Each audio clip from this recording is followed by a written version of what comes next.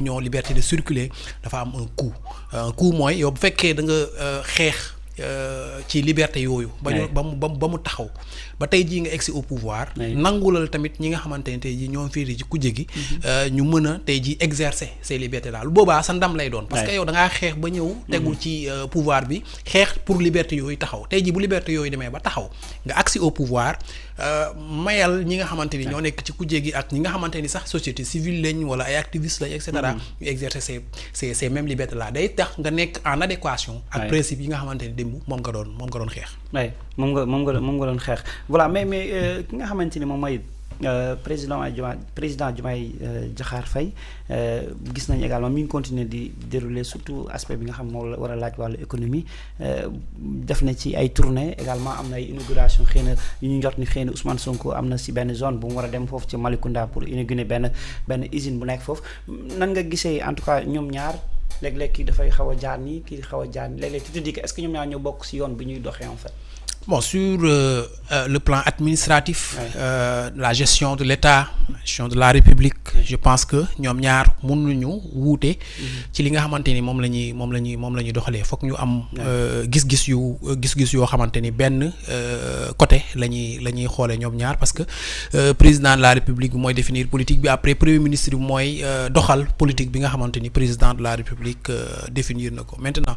ñoom dañoo ñëw ci contexte boo xamante ni dafa xaw a particulier tuuti képp kuy analyser ci wàllum politique di nga xamante ni Ousmane Sonko bokkul ak premier ministre yi nga xamante ni ñoom la Sénégal amoon. balaa moom muy nekk premier ministre parce que dafa am un statut spécial. dafa am un statut spécial dans la mesure où moom bi ñu xamante ni dañoo jub élection bi volonté en tout cas la majeure partie des Sénégalais li doon seen mbébét mooy ñu fal ko moom mu toog nekk président de la République bi ñu demee ba loolu nga xamante ni antuwul sur le plan juridique nga xam def nañ seen i manœuvre ba nga xamante ni xañ nañ ko mu nekk candidat moom ci la joxoñ kii nga xamante ni mooy Bassirou Diomaye Faye pour mu nekk candidat bi nga xamante ni mooy porter projet bi nga xamante ni Ousmane Sonko moom la waxoon ak sénégalais yi donc tey jii bu kooku ñëwee au pouvoir nekk président de la République Ousmane Sonko taxawaayu premier ministre nekk le chef de vraiment du chef du gouvernement booy analyser seen ànd ñoom ñaar noonu nga koy ci prisme boobu nga koy analyser c'est-à-dire ñaar la ñoo xamante ni kenn ki nga xamante ni tey jii moom moo nekk ci suuf moom moo waroon nekk ci kaw donc c'est une situation très particulière et vraiment très difficile à gérer mais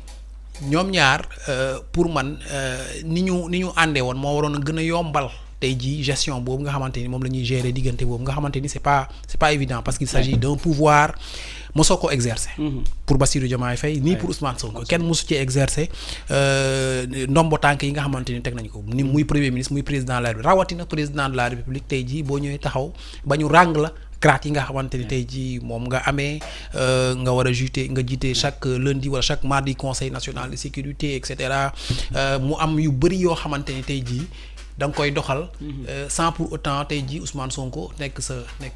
sa wet yooyu bu yàggee tuuti mun naa dem ba def ci yow li nga xamante ni tey jii mooy nga yaakaar ni pouvoir bi yow rek yaa koy doxal alors que ni ngeen ñëwee au pouvoir ñaar ngeen ñëwee au pouvoir tandem lañ wax. tandem mooy président ak premier ministre waru ñëw mukk tàkkali ko waru ñëw sokkali dañoo war a di jokkoo ci lépp donc loolu bu wéyoon pour man ba waxtu wi buñ doon jokkoo ci lépp ba waxtu wi différent du am mais bu différent amee mooy à un moment donné jokkoo bi communication bi dagg na quelque part am na loo xamante ni waroon naa jóge ci président dem ci premier ministre peut-être eggul noonu wala mu jógoon ci war a jógee ci premier ministre dem ci président peut-être demeewul noonu souvent nag loolu bu amee dafay am ñu nekk ci diggante bi ñoo xamante ni ñooy fexe ba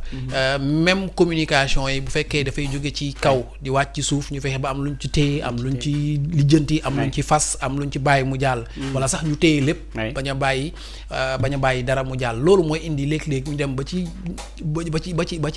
yàgg kenn ki ñu isolé keneen ki alors que boo isolé keneen ki mooy isolé nga keneen ñaar ñëpp nga isolé nga isolé président isolé ki nga xamante ni mooy premier ministre moom nag moo ñu indi ci situation bi nga xamante ni tey jii moom la ñu nekk mu tombeek beneen situation économique boo xamante ni dafa xaw a doy waar muy ñu fekk fi dëkk boo xamante ni da nga am près de 23 000 milliards de dettes ñun la une partie de cette dette là dañ ko def ci sur le dos des Sénégalais maanaam bi ñu koy leb sax Sénégalais yi yëguñu ko jaarale wuñ ko ci procédure yi nga xamante ni yu légal yi nga xamante ni fa lañ ko waroon a jaare ñu nekk ci loolu ñoom ñaar au début nga gis ni y a une certaine solidarité boo xamante ni bi la première fois que Ousmane Sonko balaa Ousmane Sonko di jàkkaarloog sax le 26 septembre 2024 ak askan bi leen wax problème dette cachée bi laataa loolu le président defoon na adresse à la nation wax ni prochainement premier ministre dina jàkkaarloog yéen wax leen fan la situation financière u dëkk bi toll nga jàpp ni kon à l'époque ñoom ñaar réeréwuñu woon ci dara mais problème dette bi ñu demee ba ci biir da ngay gis ni quand même tey jii mel na ni président am na beneen gis-gis bu mu am par rapport ak nan la ñu war a traiter cette question surtout du FMI mi nga xamante ni moom mooy la pièce centrale bu ñu dee wax la dette cachée tey jii Ousmane Sonko bu génnee gis nga ni muy waxee ci FMI moom il pointe la responsabilité du FMI d'une autre part président dafay dem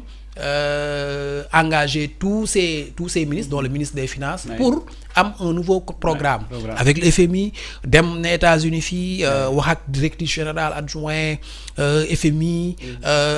wax na sax ni FMI fu mu toll nii moom moo téye li nga xamante ne mooy économie Sénégal parce que programme bu bees boobu tant que amul investisseurs yi mënuñu ñëw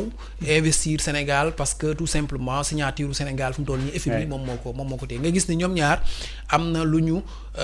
am na en tout cas waroo ci nan la ñu war a traiter cette question de la dette cachée mais loolu mi ngi am ginnaaw bi mu yëf yi defee presque un an et quelques après muy gis ni dafay augmenter un peu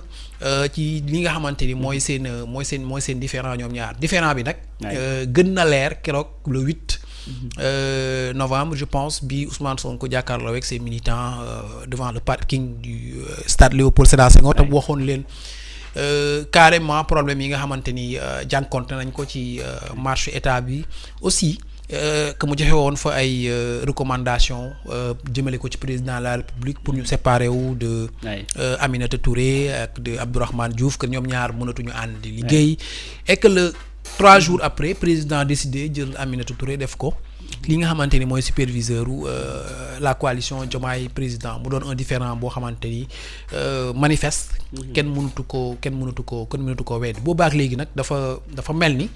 ci gis-gis bi nga xamante ni ci laa am mooy il y a un gouvernement bu Ousmane Sonko et il y a la présidence de la République qui ne bénéficie plus du soutien de l'appareil politique de Pastef donc sur ce cas précis ça pose un énorme problème parce que bu amee différents politiques après dafay répercuté wu ci suñu problème économique yi nga xamante ni problème nu mu tuddati présentement dañ ko war a utal solution dette baa ngi fi ñu war a way 15 000 milliards d'ici 2028 gis ngeen ñi ngi wax restructuration premier ministre nee na restructuration dañ koy bañ quoi qu'il en soit 2026 bi ñi ngi war a fay lu tolloog plus de 5 000 milliards bés bu ñu xëyee war nañu fay 15 000 milliards dette loolu xam nga ni metti na donc bu fekkee dañ ci condition yooyu ci contexte yooyu noonu dañoo war a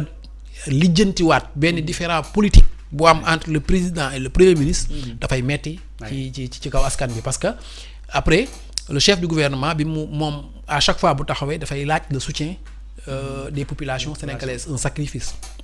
donc sacrifice boobu vraiment buñ ko laajee sénégalais yi en retour dañu war a amal sénégalais yi benn àndandoo ñoom ñaar boo xamante ni intérêt Sénégal rek moo koy tax a jóg ñu dépasser li nga xamante ni mooy seen i différend dépasser nu nga xamante ni mooy seen divergence te jublu ci li nga xamante ni moo tax askan bi teg leen fii mooy ñu yëkkati waat Sénégal ñu redresser état bi ba nga xamante ni xeex guerre bi surtout ci administration bi defaraat administration bi defaraat justice bi équité sociale bi ñu taxaw ci ñu defaraat lépp ba nga xamante ni état bi dina mën a dox dans les meilleures formes et pour man loolu moo taxoon ñoom ñu teg leen fi voilà ñoom ñu teg ñu ko mais aussi loolu dafa dem ba xaw a laal sax à la limite ñi nga xamante ni ñoom ñooy jege Bassirou Diomaye Diakhar Faye si une fois nga def sortie xaw ko défendre pas défendre sax mais xaw ko défendre da ngay am problème ba sax léeg-léeg sax da ngay gis si suba journal bi di Seneweb bi di seen article ne les Lions en finale la première dame Absa Faye chargée de com voilà ba si biir texte bi dooy lire dañuy joxe il semblerait la ñu wax que ni voilà Absa day insister en tout cas ci communication présidentielle à chaque fois bu ñu publier dara ci palais daf koy republier da koy en fait comme si que dafa dugal loxoom en tout cas ci communication présidentielle. Bon là je pense qu'on lui fait un mauvais procès quand même. boo jàngatee bu baax li nga xamante ni moo xew. mooy présidence def na poste ci célébration bi nga xamante ni président de la République. mi ngi ko doon def après la victoire des Lions devant l'Égypte hier en qualification mooy bi ñu qualifié finale. Rien de plus normal que soo nekkee première dame nga partager sa publication présidence bi je pense que ñi nga xamante ni dañ koy reprocher loolu ba dem di ci insinuer ni dafay dugal loxoom ci li nga xamante ni mooy communication présidence je pense que dañu war a am courage bu fekkee am nañu ay éléments probants yoo xamante ni tey jii moo leen di mooy wane ni Absa Faye est membre de la cellule de communication du palais ñu wax ko nit ñi xam mais munoo jëfandikoo benn partage boo xamante ni moom daf ko def ci benn poste bu présidence def pour nu mu traité insinuer ni Absa Faye dafay participer ci communication officiellement mosuñu dégg en tout cas ni nommé nañ Absa Faye mu bokk ci cellule communication présidence loolu bu amee je pense que nit ñi ñu bëri dinañ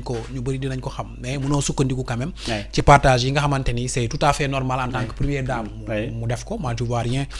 de mal à ça que pour wax ni moom dafay participer à la communication de la présidence. Voilà alors di leen fàttali ñu ci regard sur l'action ci ànd ak nga xamante ne monsieur Ayba Faye mais alors la sortie de Yacine Fall garde des Sceaux jur na polémique parce que déjà ci sortie bi ñenn ñi ni moom habilité wul en quelque sorte pour def ko ñenn ñi ni peut-être procureur moo waroon def sortie bi à sa place ba ci Ahmed Aïdara sax mi ngi laajte sax ni moo est-ce que Yacine Fall moom moo waroon a wax loolu